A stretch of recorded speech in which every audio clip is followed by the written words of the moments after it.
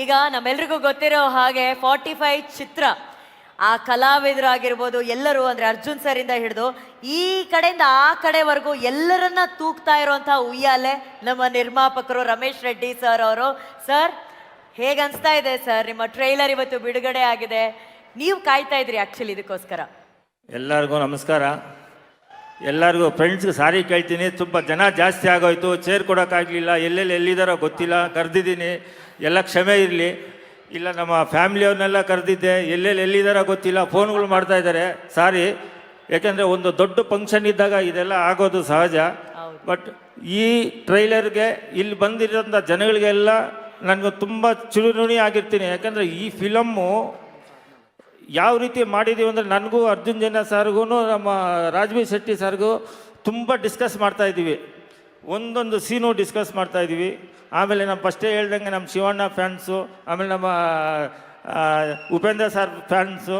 ನಮ್ಗೆ ತುಂಬ ಖುಷಿ ಏನಂದರೆ ಆಮೇಲೆ ಮಾತಾಡ್ತೀನಿ. ಇವಾಗೆಲ್ಲ ನಿಮ್ಗೆ ಸಾರಿ ಕೇಳ್ತೀನಿ, ನಿಮ್ಮ ಚೇರ್ಗಳು ಸಿಗ್ತಾ ಇಲ್ಲ, ಎಲ್ಲ ಕಡೆ ಪಾಪ ಎಲ್ಲರೂ ಬಂದು ನೋಡ್ತಾ ಇದ್ದಾರೆ. ಆಮೇಲೆ ಬಂದು ಎಂಟ್ರಿಯಾಗಿ ನಾನು ಮಾತಾಡ್ತೀನಿ. ಇನ್ನೂ ಸ್ವಲ್ಪ ಮಾತಾಡೋದು ಸುಮಾರು ಜನ ಇದ್ದಾರೆ. ಥ್ಯಾಂಕ್ ಯು ಸರ್, ನೀವು ತುಂಬ ಒಳ್ಳೆಯವರು ಸರ್.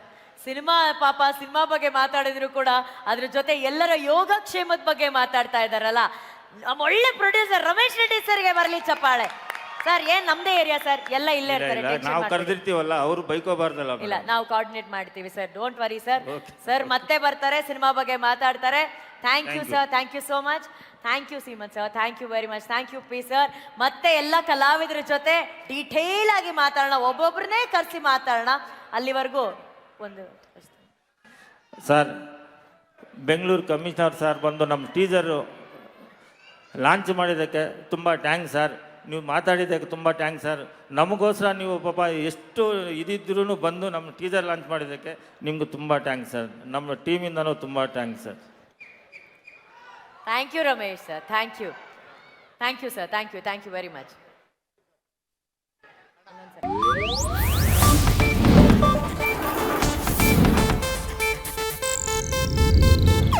ಇದು ಏಷ್ಯಾನೆಟ್ ನ್ಯೂಸ್ ನೆಟ್ವರ್ಕ್ ಪ್ರಸ್ತುತಿ.